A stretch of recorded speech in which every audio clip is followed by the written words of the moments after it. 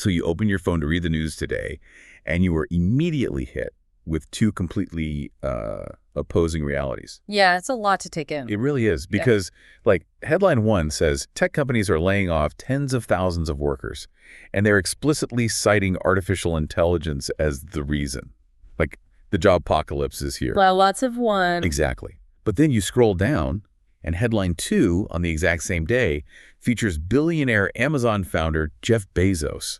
And he's standing on a stage looking bit into the cameras, warning that the AI revolution is actually going to cause a massive human labor shortage. Right. So we have two entirely contradictory landscapes just existing in the exact same economy right in front of us. It creates a tremendous amount of cognitive dissonance, honestly. You have this cold, hard data of immediate job destruction colliding head-on with this utopian vision of an unprecedented economic boom, like a boom where we literally run out of people to do the work. Which sounds crazy. It does. But synthesizing those two realities requires looking past the surface-level panic, you know? We have to understand the actual mechanics of what this technology is doing to capital and to human effort. Okay, let's unpack this, because that is the exact mission for today's deep dive. If you're listening to this and you're trying to navigate your own career or just figure out where the global economy is heading, you can't rely on just one of those headlines. You really can't. You have to understand the bridge between them. So looking at the analysis coming out this morning, June 18th, 2026, we have some incredible source material. We've got a Fox Business report covering Bezos' recent remarks at the VivaTech conference in Paris, alongside some highly revealing workforce data. Right, the Challenger report. Yes, exactly. But let's start with the Bezos vision, because he is fundamentally reframing how human beings create value. He came right out of the gate in Paris and said he totally disagrees with the idea that AI makes humans redundant. Yeah, he argues that the anxiety we're all feeling is based on a misunderstanding of what actually limits human progress. Because historically, we have operated in a capability-constrained world. Wait, capability-constrained, break that down for me. So think about what it takes to bring a new invention to the market. Ideas have always been incredibly cheap, right? We all have them. Oh, sure. But execution has historically been astronomically expensive. You need investment capital, supply chain logistics, software engineers. Great lawyers. Exactly. Legal teams to draft patents, marketing firms. Because of that massive friction, millions of brilliant ideas just die in the minds of their creators. Right. And he introduced this phrase, the dream build loop. And it perfectly captures that friction. He pointed out to the audience, and I mean, this applies to you listening right now too, that you have almost certainly had a phenomenal idea for a new business or a product or an app. Well, everybody has. But that idea just stayed in your head. It went absolutely nowhere, not because the idea was flawed, but because the sheer risk and effort required to execute it was just insurmountable. Right. I like to think of it like having this incredibly intricate, beautiful blueprint for your absolute dream house. But your entire physical toolbox consists of a single rusty hammer. You are never going to build that house. Exactly. You're stuck. Which is where his vision of AI comes in to completely flip the economic model. What's fascinating here is Bezos is describing AI not as a replacement for human ideation, but as the ultimate frictionless execution engine. Wow. Yeah, if the AI can write the production code, draft the complex legal documents, generate the marketing assets, and synthesize the supply chain logistics, well, the execution barrier just drops to near zero. So it becomes like a magical construction crew that just works overnight. You hand it your sketch, and the house is built by morning. Exactly. And when execution becomes that cheap and that universally accessible, human value shifts entirely. We transition from a capability-constrained economy to an imagination-constrained economy. Meaning the only limit is what we can think of. Right. If everyone can build whatever they can dream up, human value shifts entirely to ideation. So if we follow that logic, Bezos is arguing that because everyone will suddenly be empowered to execute their ideas effortlessly, we are going to see an absolute explosion of new products, businesses, services, just a total renaissance of invention. Yes. And that sheer volume of new creation is what leads to his predicted labor shortage. Yeah. Like, we simply won't have enough human beings to keep up with the scale of new enterprises being launched. That is the theoretical foundation of the dream build loop. And, I mean, it sounds deeply empowering, doesn't it? That sounds amazing, yeah. But an economic theory, no matter how elegant it is, eventually has to land in the physical world. A digital renaissance still requires a physical stage to operate on. Right. And this is where the utopian vision hits a massive physical roadblock. Because when you look at the energy and the manufacturing required to actually run this so-called magical construction crew, economists and strategists are pointing out a wild side effect. Very wide. Yeah. The source material highlights this insight from GOP strategist Chris Johnson, and he points out that AI is effectively driving a massive reindustrialization of the United States. And honestly, we are just reporting on his analysis here, not taking political sides, but his point about the physical demands is fascinating. It really is, because we often fall into the trap of thinking about digital technology as ethereal. Like, we use words like the cloud, which sounds weightless and invisible. Right, it's just floating up there. But the cloud is literally just someone else's extremely heavy, very loud, incredibly hot physical computer. And the demands of generative AI are fundamentally different from the software we've used for the past 2 decades. Break that down a bit, because I think a lot of people assume AI is just, the next iteration of a Google search. Like, why does an AI model require so much more physical infrastructure than traditional software? Well, it comes down to the difference between retrieving information and generating it. When you run a traditional search, the software is essentially just finding a file that already exists on a server and handing it to you. Okay, simple enough. Right, it takes very little computational effort. But when you ask a generative AI to write a 50-page legal brief or design a new software architecture, it is actively computing and predicting data on the fly. It is creating something totally new. Oh, wow. So to do that, you have to fire up thousands of advanced GPUs, or graphics processing units, working in parallel. And those GPUs run incredibly hot and require vast amounts of electricity. Exactly. To support an economy where millions of people are constantly accelerating their dream build loops, we are talking about an exponential increase in data centers. And these aren't your traditional data centers. They need more power. A lot more. Yeah. They require massive industrial liquid cooling systems because the heat generated by the chips is so intense, they require dedicated power substations. I mean, they strain local power grids to the breaking point. Okay, wait. I have to push back here for a second. I see the demand for the physical infrastructure. I totally get that. Yeah. But if the AI is smart enough to write complex software and draft legal patents, wouldn't it just pilot the robotic bulldozers to build its own data centers? That's a fair question. Right. Like, where does the human labor shortage actually come in? If we're talking about a futuristic construction crew, why does pouring concrete and laying copper wire suddenly require humans? Aren't physical jobs just a temporary stopgap until the robots take over manufacturing too? That is a very common assumption. But it ignores the fundamental mismatch in timelines between software iteration and physical hardware iteration. Okay, what do you mean by that? Well, software moves at the speed of electrons, right? You can push an update overnight and instantly change the capabilities of 1 billion devices around the world. Hardware, though, and physical construction, that moves at the speed of atoms. The physical world is stubborn. Incredibly stubborn. We are running into what robotics researchers call Moravec's paradox. Moravec's paradox. Yeah, it's this concept that it is relatively easy to make a computer perform high-level reasoning, like playing chess or writing code. But it is fiendishly difficult to give a robot the sensorimotor skills of a 1-year-old child. Oh, that's wild. Yeah. So navigating a muddy, unpredictable construction site to retrofit a high-voltage power grid, that requires hyper-local human problem solving. You need master electricians, you need pipe fitters for the cooling systems, structural engineers to pour specialized concrete foundations. Okay, so the digital expansion of AI essentially forces a massive physical reindustrialization. It does. And you cannot spin up 1 million master electricians overnight with a software update. The human workforce required to physically construct the foundation for an AI-driven economy is vast, and it's currently very difficult to scale up quickly. So that physical friction is actually a major driver of the predicted labor shortage. Wow, that totally reframes the entire concept.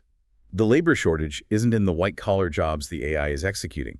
The shortage is in the physical world, desperately trying to build the infrastructure the AI demands to function. Right. It paints a picture of a booming, physically active economy. Which is a really optimistic trajectory for blue-collar and skilled trades. It is, but, transitioning an entire global economy from one paradigm to another is never a smooth, frictionless process. No. Which brings us crashing right back into the very painful reality of this exact moment. Because, listen, that beautiful, optimistic future of limitless creation and booming industrial construction, it sharply conflicts with the grim reality tech workers are facing today. Absolutely. Here's where it gets really interesting. The data coming out of our sources today doesn't just quote billionaire philosophies, right? It gives us the cold, hard employment numbers. And those numbers are brutal. The current employment statistics are the ultimate counterweight to the dream build loop theory. We are looking at a very stark picture of the present. Low unload the data from Challenger, Gray & Christmas. They're a global outplacement firm. And the sheer scale of the disruption happening right now is staggering. In just the month of May, companies announced over 97,000 job cuts. 97,000. Yes. And the defining detail here is that about 40% of those cuts, so over 38,000 jobs, were explicitly attributed to artificial intelligence by the companies themselves. Meaning leadership is publicly stating that AI integration is the direct cause for the reduction in their headcount. It's not hidden behind, restructuring jargon. It is explicit. It's right out in the open. And this is the highest monthly total linked to AI since the firm began tracking that specific metric back in 2023. Wow. The tech sector alone is bearing the absolute brunt of this. Just in May, tech companies announced over 38,000 cuts, marking the highest sector total in almost 2 years. For 2026 overall so far, tech has seen over 123,000 job cuts. That is a 66% increase from the exact same period last year. It leads all other industries by a massive margin. So for the professionals caught in that wave of layoffs, it absolutely feels like the AI job apocalypse has already arrived. Oh, totally. But Andy Challenger, the firm's chief revenue officer, he provides some crucial historical context in this report. He acknowledges that the labor market is reshaping in real time, but he actually pushes back against the narrative that this is the end of human employment. Wait, hold on. His own firm is reporting record-breaking AI job losses, representing a 66% spike in tech layoffs, yet he says it's not a job apocalypse yet. Right. Is he just trying to prevent total market panic?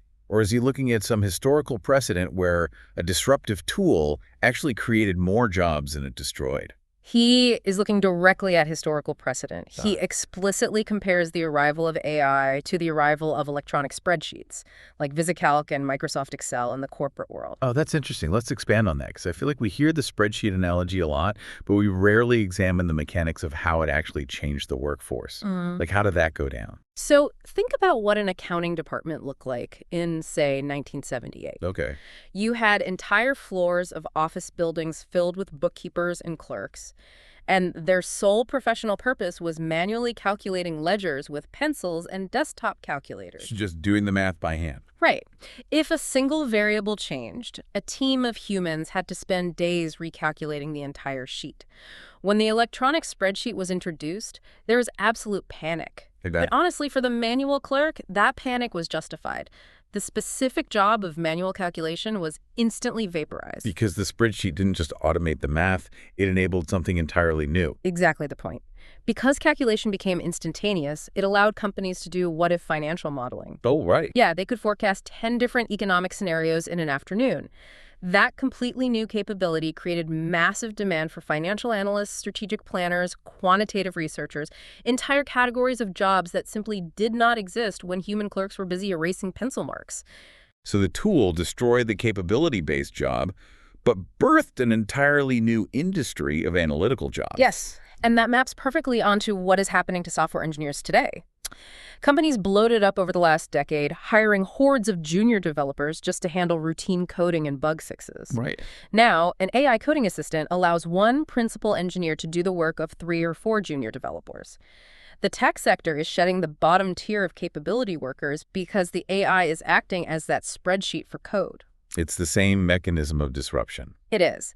The open question, as Challenger notes, is not if AI changes the workforce, but how fast the transition happens, the speed of the destruction versus the speed of the creation. Okay, but there's a massive, glaring irony hidden in this source material that we absolutely have to address. Lay on me. We have Jeff Bezos at a conference in Paris talking about how AI will not replace humans and will trigger a labor shortage. Yeah. But the report explicitly mentions that his own company, Amazon, announced 16,000 job cuts earlier this year. And they did it specifically to invest in AI and to remove layers of bureaucracy. How do we possibly square this? Like, how do we synthesize Jeff Bezos preaching about a future of boundless human creation while his own company is actively firing 16,000 people to pay for the machines doing the replacing? It is a brutal irony. But if we connect this to the bigger picture, it exposes the central engine of how major economic revolutions actually happen. What do you mean? What we are witnessing, what those 123,000 laid off tech workers are experiencing, is the incredibly messy, painful middle of an economic transition. Economists refer to this as creative destruction. Creative destruction. Right. The old structure has to be dismantled to fund and build the new one. Ah, so the old has to be torn down before the magical construction crew can start building the new world? Precisely. We are currently living right in the teeth of the destruction phase. Think about the physical infrastructure we discussed earlier, the massive data centers, the advanced GPUs, the liquid cooling, the power grids. It's not cheap. Building that infrastructure is astronomically expensive. Tech companies are literally reallocating capital in real time. They are looking at their balance sheets and making a trade. Yeah.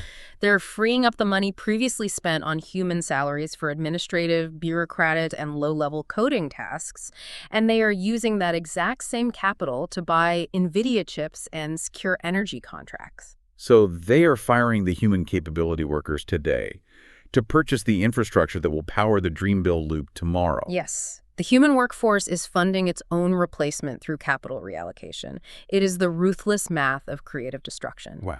But the economic theory Bezos is banking on is that once this massive, expensive infrastructure is fully built out and deployed, it creates the foundation for his vision. Once those AI tools are democratized and accessible to everyone, it will generate that massive wave of new entrepreneurial activity. So the argument is that Amazon shedding 16,000 jobs today is the necessary, albeit painful, step to create a future where millions of people can effortlessly launch their own businesses. The pain is just the price of the transition. That is the macroeconomic rationale, yes. Whether that provides any comfort to the individual worker who lost their livelihood this morning is entirely another matter. Absolutely not. Right. The transition period is highly volatile, and the timelines of job destruction and job creation rarely sync up cleanly.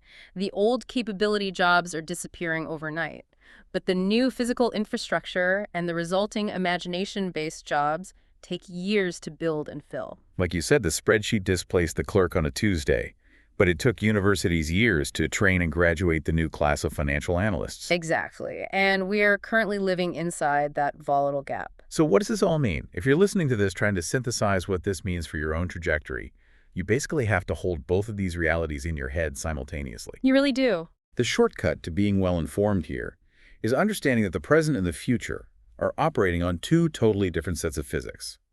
In the short term, you have Andy Callenger's grim statistics, the massive wave of tech layoffs as companies ruthlessly slash payrolls to fund their AI data centers.